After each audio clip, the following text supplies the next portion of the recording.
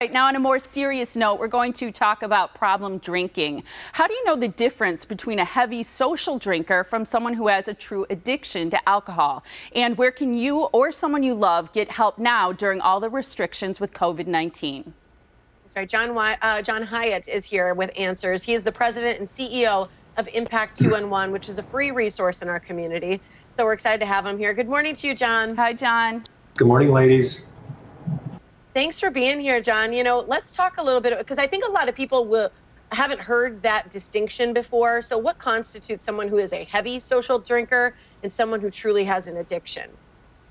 Well, I guess we like to think about it between risky drinking and then problem drinking. So we know that a lot of people in Wisconsin drink.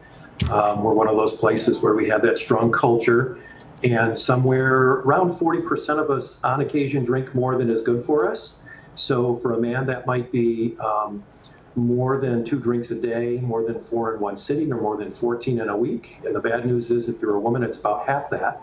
Now, when you're above that level, it doesn't mean you're a heavy social drinker or that you're an alcoholic.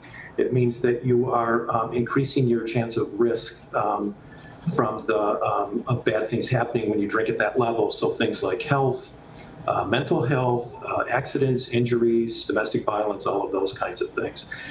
Now, when you get into a level beyond that, you're starting to see regular and routine negative consequences in your life: loss of job, loss of relationships. You have that physical addiction to the alcohol or drug. And so those are the sort of the different levels of substance use, and particularly alcohol.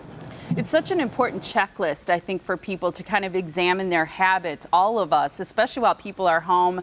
We've heard so much about the sale of alcohol going way up, as well as problems with addiction. And John, I just wanted to set up this video that we can share with people, because you featured at an event for Impact 211 a family that's been devastated by alcoholism. It's a couple and their son. They have Milwaukee roots. He's a musician and somebody who struggled with addiction and now in recovery. But let's take a look at it. I never thought I would be an alcoholic. I thought it was something that happened to old men who lost everything and were missing a lot of teeth. James' alcoholism really affected our family in a really scary way. And reason being is, we were reaching out, we were trying to help him, trying to save him, and many times just bailing him out, which made us feel better for a while, but it really wasn't helping him in the long run. It was just bailing him out. It's been periods of, I love you, what the hell are you doing, and periods of, we're washing our hands of you because it's too painful. There's so many times we just, you feel like giving up and throwing your arms in the air and just saying, hey, there's nothing we can do. But, as a parent, you don't do that. Even though sometimes you feel like that you want to. But he may not make it. We don't know. It's just something you have to think about. It's taken 14 years, of just falling down, getting back up, I can't look at any of it as a failure right now. I can't look at any of this journey as a failure. It has to be the path that kind of chose me. I'm grateful every day for having such an incredible family, and I'm really, really lucky to be here today, and I'm not gonna drink tonight.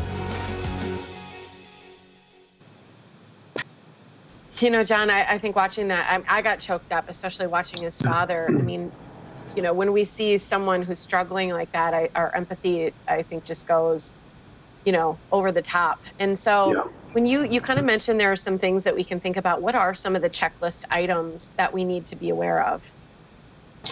I think we call it connecting the dots. And so when you have things that happen in your life, I mentioned some of those things: accidents, injuries, troubles at work, troubles in relationships, struggling with mental health, if you can kind of backtrack and see if there are connections to alcohol use, and then you can start to, like I said, connect those dots between the use of alcohol and those other bad things that are happening in your life. And so, that's the way where a person or a family member or a healthcare professional might start to say, look, when we see this pattern happening with people, it's time to really start thinking more seriously about that, and how do you get some help? I know that alcohol is known as and is the #1 drug of choice. It's one of the reasons that the people in your crisis call center take calls. You get a range of calls too. I know, from addiction to mental health, people in need of food, even housing, and everything that constitutes a crisis. As it relates to alcohol, are there more men who are addicted to alcohol? Is drinking more a problem for men than it is for women? I don't think the numbers are that different. I think when men drink, it tends to be a little bit more obvious. When women drink, it tends to be a little more covered up and a little bit more secretive. So it might seem like there are more men that drink than women, but that's not necessarily the fact. How quickly can someone get help if they call you? Because I think oftentimes when someone reaches out, there's a short window of that opportunity. Yeah, it's important when people are feeling the pain and that window opens, they can get help in minutes. So they dial that number 211, and we can talk with them. And what's really important for people to know, because people will say help isn't available, or it's not affordable, or it doesn't work. And I would come back and say quite the opposite. It is available, it is affordable, and it does help. And you can see that in that story with James. And I'm happy to say that James is still doing well, and that family is still doing well, that he struggled with it, he said, for 14 years. And so it doesn't always happen overnight. It can be a struggle, and it's always sort of ongoing, but services and resources are available, and people do recover, and they do get better, and the quality of their life gets better. Has so much impact, John. It's incredible to think that 60 years ago, you guys started as a little-known crisis call center staffed by volunteers in the basement of the old St. Mary's Hospital in Milwaukee. Thank you so much for the work that you do in our community. And I know that you need resources, you need donations, so I'm going to give the information now. Thank you again for your time. Absolutely. Thank you guys again. If you need help, call 211. A first responder specialist who has expertise in addiction will be able to provide critical resources to you or a loved one. And please donate to the Critical Condition Fund. All proceeds will help with Impact's crisis services. They take hundreds of calls a day. You can go to impact.org to make a donation now.